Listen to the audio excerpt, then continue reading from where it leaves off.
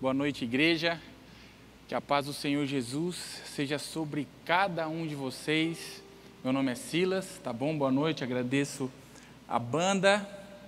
E hoje nós vamos tratar de um tema chamado Conselhos Divinamente Humanos. Conselhos divinamente humanos. O que significa isso, Silas? O que significa isso? Antes de eu entrar na palavra, quero mandar um abraço para o pastor Ciro, para a pastora Osaide. Para quem não sabe, eu nasci no hospital e fui criado aqui pelos meus pais, né, nos pés da pastora Osaide, do pastor Ciro e do pastor Ciro Cabral, tá bom?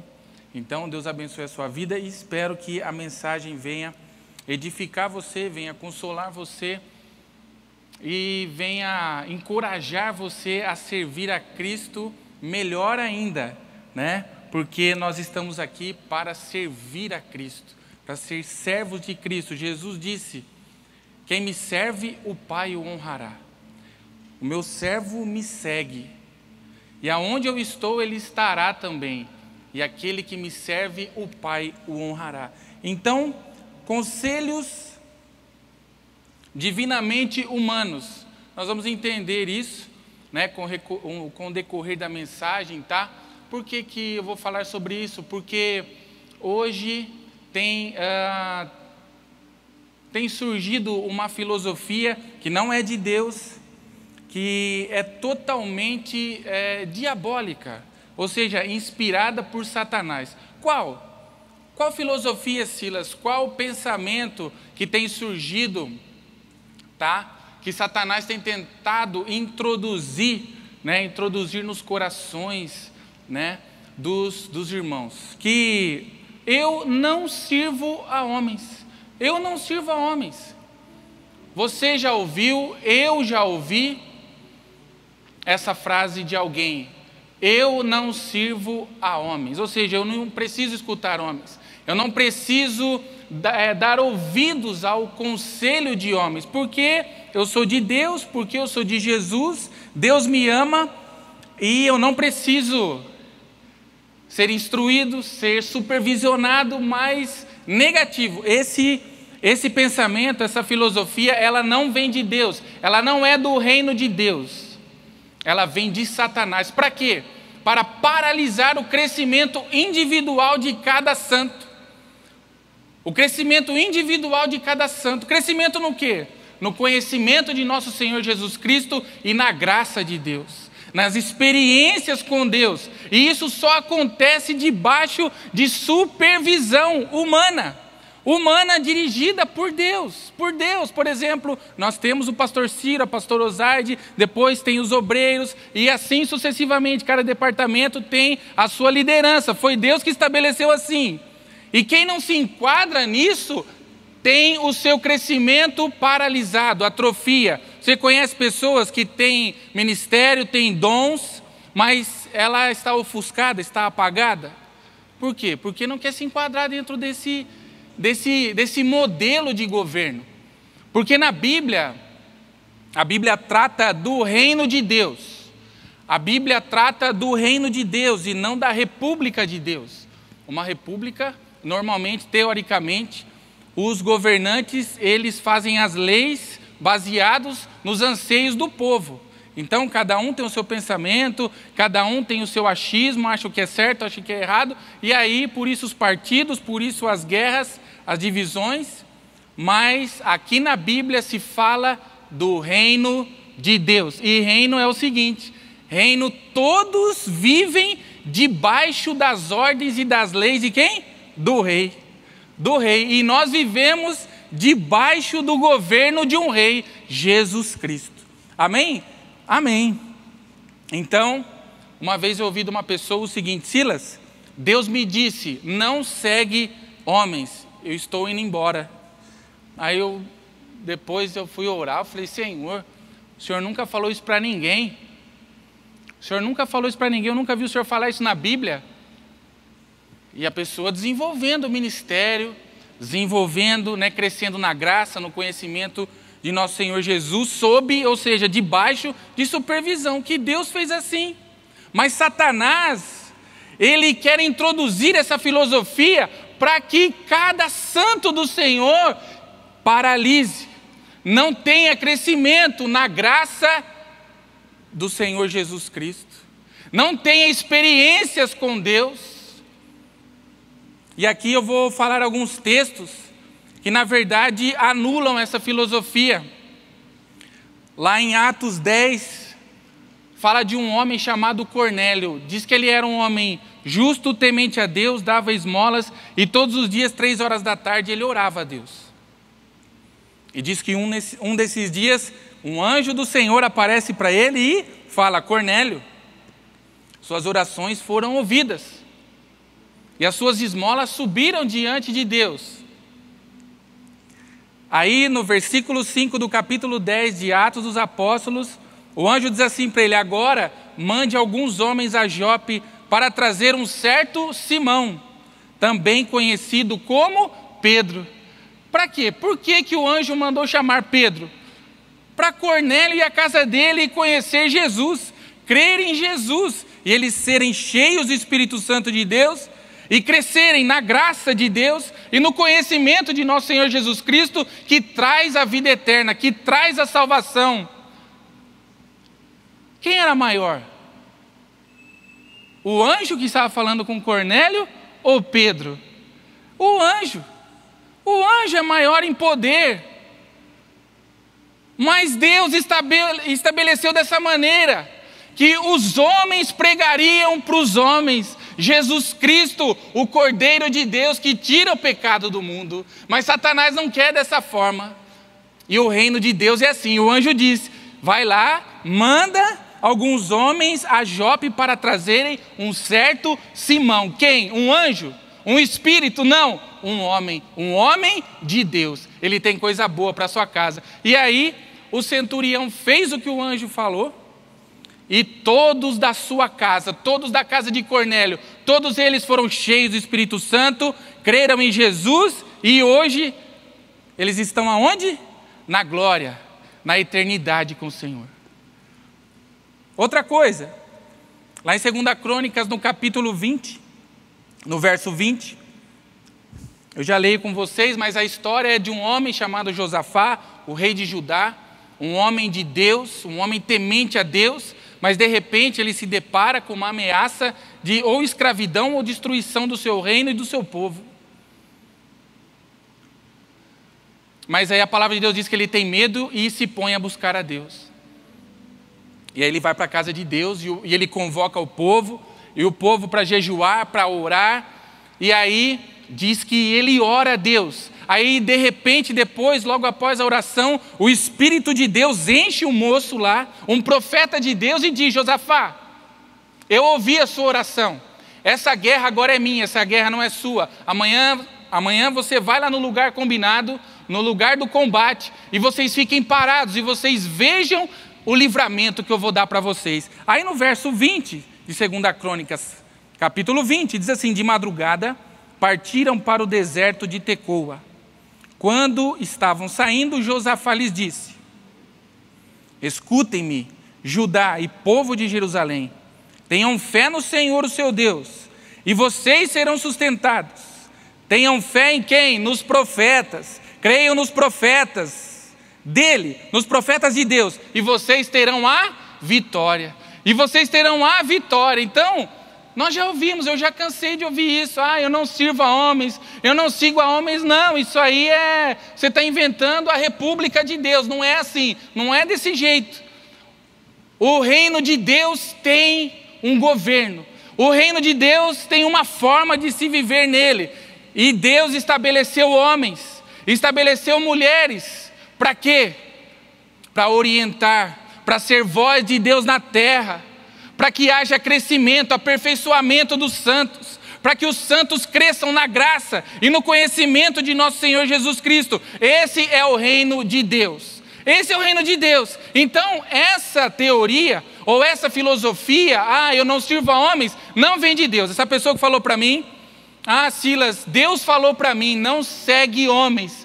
Paulo disse assim, que Satanás ele é tão sagaz, tão astuto, e ele tem um poder, que ele é capaz de se transformar num anjo de luz, para enganar.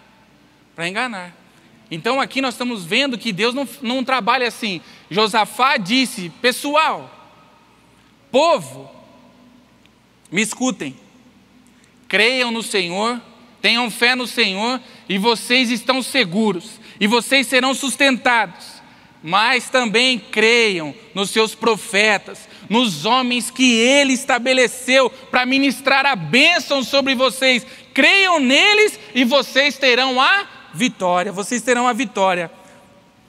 O apóstolo Pedro, o Simão lá que o anjo mandou o Cornélio chamar ele, lá na carta de Pedro, no capítulo 4, na primeira carta, no versículo 10, diz assim, cada um exerce o dom que recebeu para servir aos outros, grava bem, o mundo, Satanás quer introduzir essa filosofia no meio do povo de Deus, para quê? Para o mal do povo e não para o bem do povo, para o mal do povo e não para o bem do povo.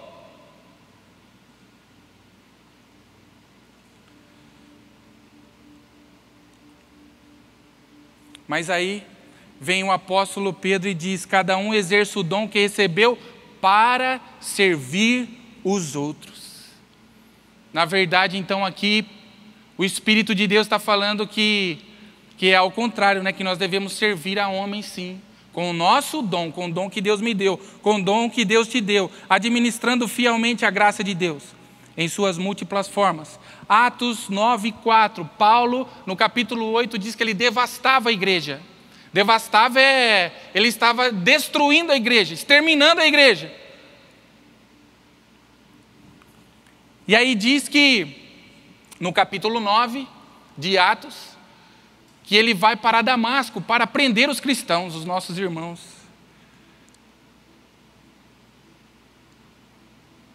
E aí no caminho, quem aparece para ele? Jesus.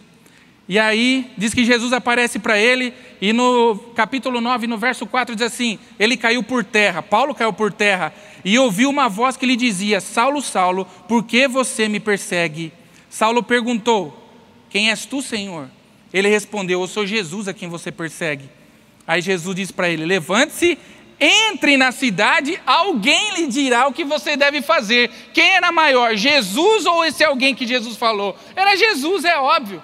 Jesus, na sua onipotência, ele poderia imprimir toda a doutrina dele no coração e no espírito de Paulo. Ele poderia, mas como Jesus, ele não é incoerente nas palavras dele. Lá em Lucas 10:16 ele diz assim para os discípulos, olha, quem ouvir as suas palavras me ouve, quem der crédito para as palavras de vocês me ouve, mas quem rejeita as palavras de vocês me rejeita e rejeita aquele que me enviou. Jesus não é incoerente. Jesus poderia imprimir toda a doutrina dele pelo poder dele infinito no espírito de Paulo, mas ele falou, Paulo, levanta, entra na cidade e alguém, quem? Um fantasma? Um espírito? Um anjo? Não, um discípulo meu. Entra na cidade que você vai ser discipulado.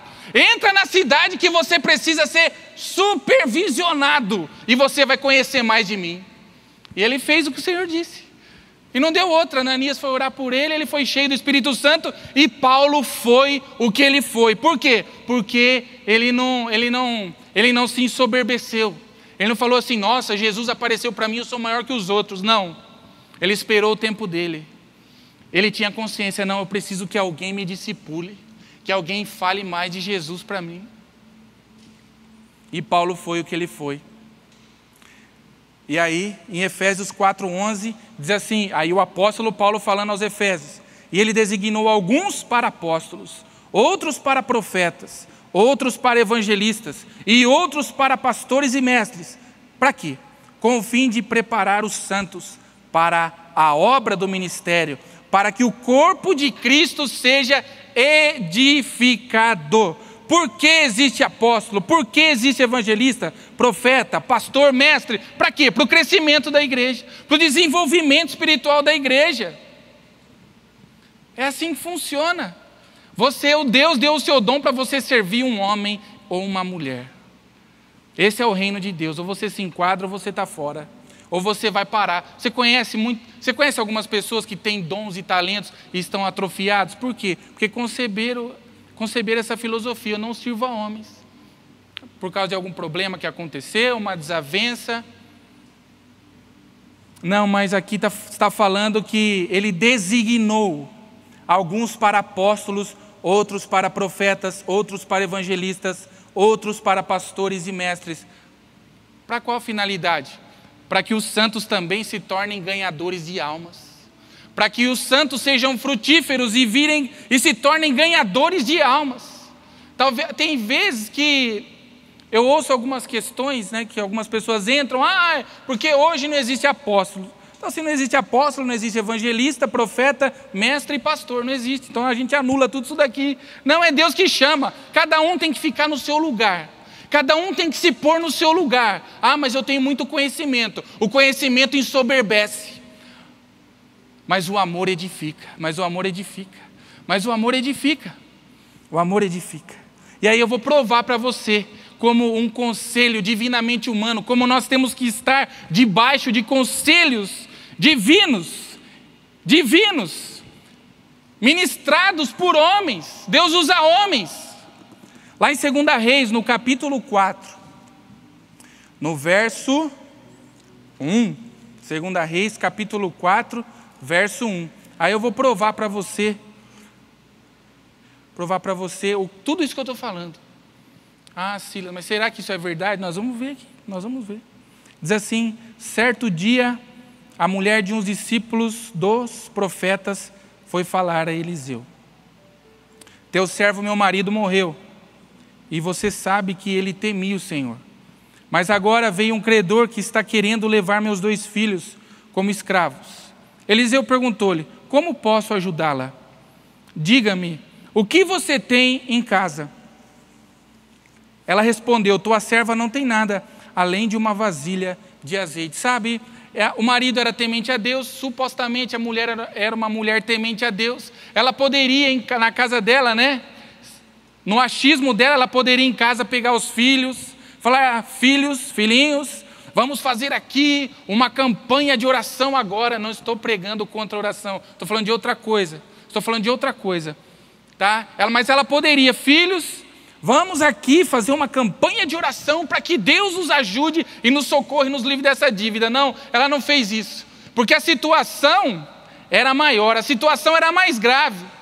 Aí precisava se achegar ao homem de Deus, aquele quem Deus tinha instituído ali como voz de Deus naquela nação, naquela terra, que era Eliseu. E ela foi inteligente, ela falou: bom, a coisa apertou para o meu lado. Eu sei o que eu vou fazer. Eu vou pedir um conselho para o homem de Deus, porque ele é inspirado por Deus, e o conselho dele é divinamente humano, vai vir de Deus. E ela chegou lá e falou: você sabe que o teu servo era um homem de Deus, temia a Deus, ele morreu e ficou uma dívida. Aí ele falou: mas eu posso te ajudar? Como eu posso te ajudar? Diga-me, o que você tem em casa? Ela respondeu: tua serva não tem nada, além de uma vasilha de azeite. Por que ela falou uma vasilha de azeite? Porque era a única coisa de valor que ela tinha.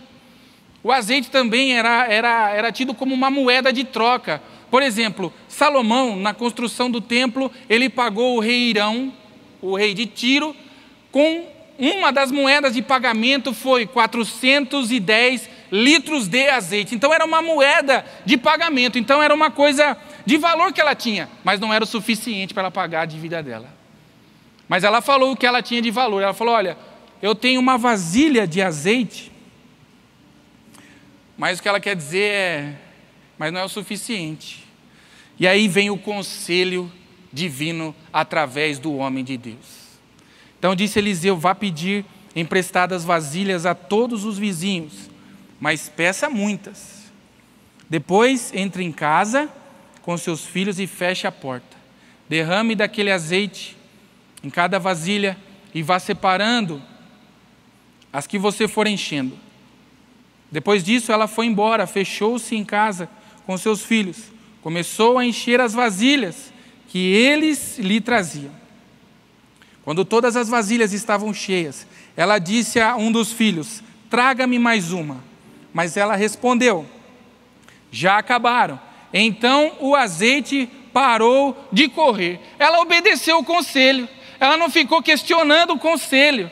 Ela não ficou questionando o conselho. Ah, mas será? Mas por que você está falando isso? Não.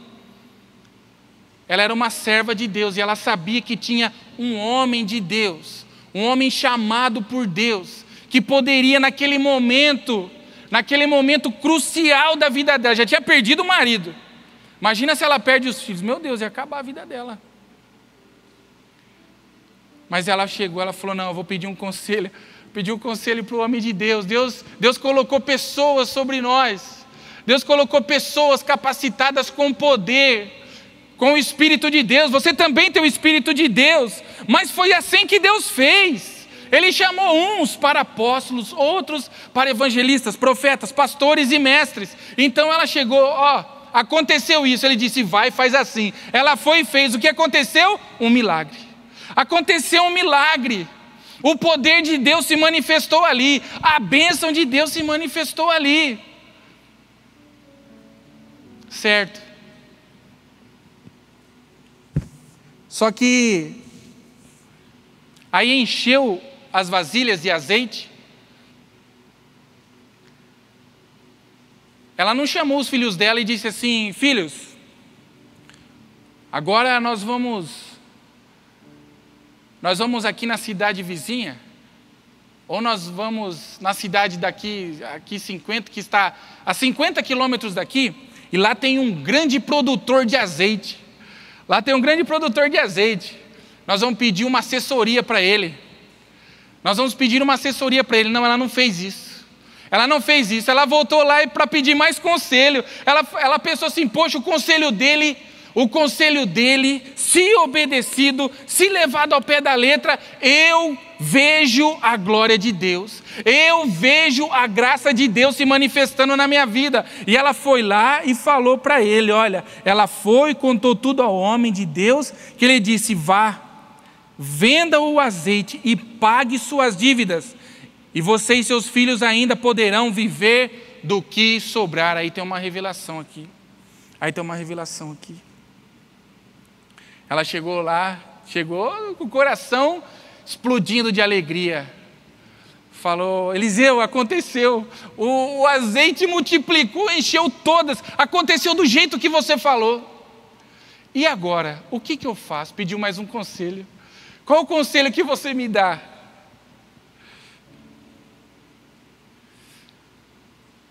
Aí ele falou: vai, vende o azeite, paga suas dívidas e vive do resto. Sabe o que significa isso? E vive do resto. O que vai sobrar vai sustentar você o resto da sua vida. Não é só você não.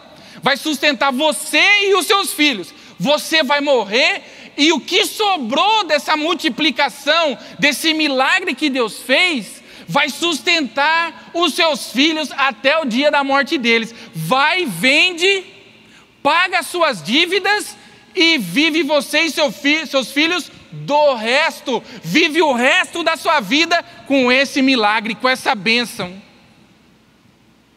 Quando nós vivemos debaixo de conselhos divinamente humanos, de homens que são inspirados por Deus, sabe o que acontece na nossa vida? As coisas não somam. As coisas não somam, as coisas multiplicam. As coisas não somam, as coisas multiplicam. As coisas multiplicam, a bênção de Deus se manifesta. E aí a bênção de Deus, ela acerta, ela preenche as faltas do passado, ela paga as dívidas do passado e sustenta o resto dos nossos anos. Essas vasilhas vazias, elas simbolizam os anos da nossa vida que restam.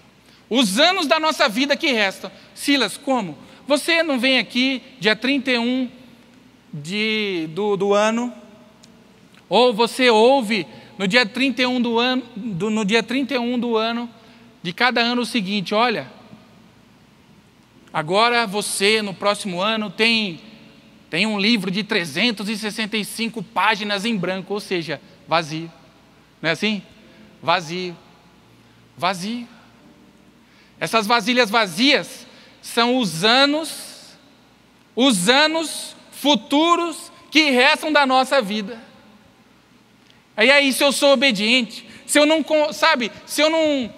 abraço essa ideia maligna, eu não sirvo a homens, eu vou viver por mim mesmo, eu vou me desligar, né, do corpo, eu vou me desligar da videira, né, do corpo da igreja, e vou viver sozinho porque eu tenho um ministério itinerante, e eu não dou satisfação para ninguém, e eu vou embora, e é assim porque aconteceu isso, porque me contrariaram, e Deus é comigo. Não, não é assim, não é assim, não é assim, não é, o reino de Deus não é assim.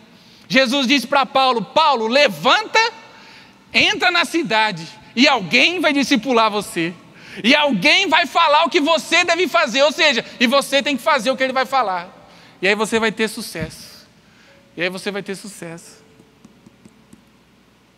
E aí,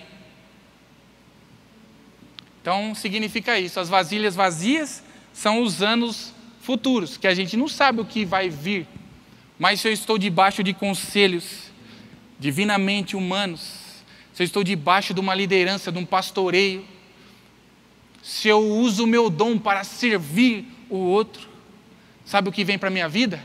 A bênção de Deus. A bênção de Deus, ela vai, o quê? Ela vai quitar as minhas faltas do passado e vai providenciar sustento para o meu futuro. Vai preencher. A bênção de Deus preenche o meu futuro. Davi disse: Senhor, o Senhor é a minha porção e o meu cálice. É o Senhor que garante o meu futuro. É o Senhor que garante o meu futuro. Então, você que está me assistindo aí, talvez você tomou essa decisão. Eu não vou mais, eu não vou tocar mais, eu não vou cantar mais, eu não vou ser mais diácono, eu não vou ser mais professor de escola dominical, eu não vou mais na igreja, porque eu vi isso e porque eu vi aquilo. Você vai atrofiar, você vai parar de crescer. E você que saiu, que fez isso, amanhã você já liga para o seu pastor e fala: me perdoa porque eu quero continuar crescendo na graça e no conhecimento do nosso Senhor Jesus Cristo. Deus quer te usar mais, sabia? Sabia que Deus quer te usar mais? Deus quer te usar mais.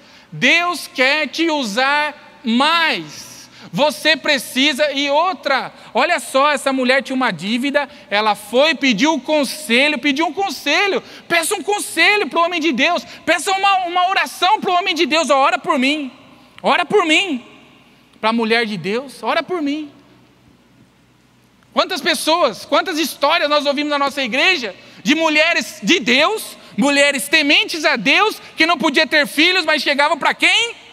O pastor Osaide: pastora, ora por mim, eu quero ser mãe. Aí a pastora Osaide, porque Deus, o que ele fez? Designou alguns para pastores. Ora por mim, pastora. Oro. E ora, e aí a pessoa passa a conceber, ter filhos. Esses dias eu ouvi uma história, pai de um menino aqui, não acordava de um procedimento médico. E aí eles estavam comentando ali na ilha, e aí o pastor Ciro entrou lá. O pastor Ciro entrou lá e ouviu. Ele falou assim: vamos orar? Vamos orar agora? Vamos orar. Orou, deu 10 minutos, o menino recebe a mensagem: seu pai acabou de acordar. Mas isso aí foi uma coincidência. Então, quanto mais eles orarem, mais coincidência vai acontecer. É assim que Deus faz. É assim que Deus faz. Você quer desenvolver, você quer brilhar no seu ministério, você tem que ser ou estar debaixo de conselhos divinamente humanos. Outro dia alguém falou para mim: fulano está cometendo injustiça comigo. Eu falei: é mesmo? Injustiça com você? Eu falei: está prejudicando o seu casamento? Não. Está prejudicando o seu trabalho? Não. Então, aí eu perguntei: você sabe o que significa a palavra injustiça? Você sabe? Eu não sei. Eu falei: então por que você está falando isso? Por que você está falando isso? Eu queria que você estivesse no lugar dessa pessoa. Aí você ia sentir na pele. Você ia gostar de alguém que estivesse no seu lugar falando de você como líder? Ah, não ia gostar. Eu falei, então você não devia falar dele.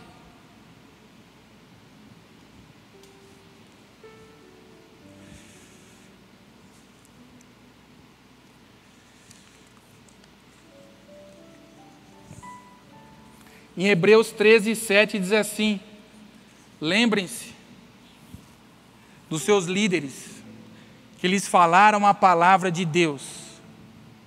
Lembrem-se deles. Observem bem o resultado da vida que tiveram. E imitem a sua fé. Imitem. Imitar é seguir os passos. Paulo disse para Timóteo, você tem seguido de perto meu propósito, minha fé, meu amor e por aí vai. Você tem seguido. O segredo é seguir. O segredo é seguir. Mas eu acho que eu deveria estar nesse lugar. Se fosse para você estar nesse lugar, Deus já tinha colocado você lá. É assim que funciona. Tem que esperar o seu tempo, tem que esperar a sua hora. Amém? Essa é a mensagem. A mensagem é essa. Vai, venda o azeite, pague as suas dívidas, e você e seus filhos ainda poderão viver do que sobrar. Viver é o resto da vida. Viver é o resto da vida. É isso que um conselho levado em conta produz na vida de quem obedece. É que como nós somos de um sistema democrático onde cada um pensa o que quer e faz o que quer, é difícil nós nos enquadrarmos no reino. Nós queremos que o reino seja democrático, do meu jeito, não. Paulo ele fala assim, olha, recomendo para vocês, cristãos, que vocês tenham um só pensamento.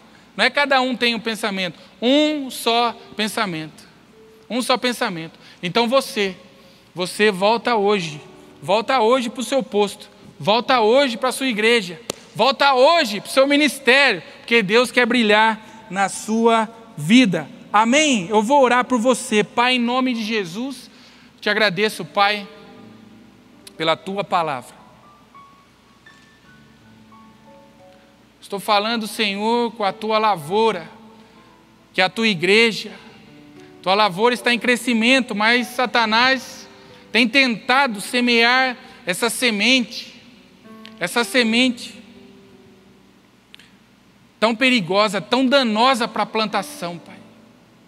Em nome de Jesus, eu peço que a tua palavra que é poderosa, a tua palavra que é fogo, e muitas vezes a terra precisa ser queimada para que as ervas daninhas, as sementes do mal sejam exterminadas, para que a semente boa venha germinar e dar fruto, Pai, em nome de Jesus, que o poder dessa palavra, Pai, venha exterminar, Senhor,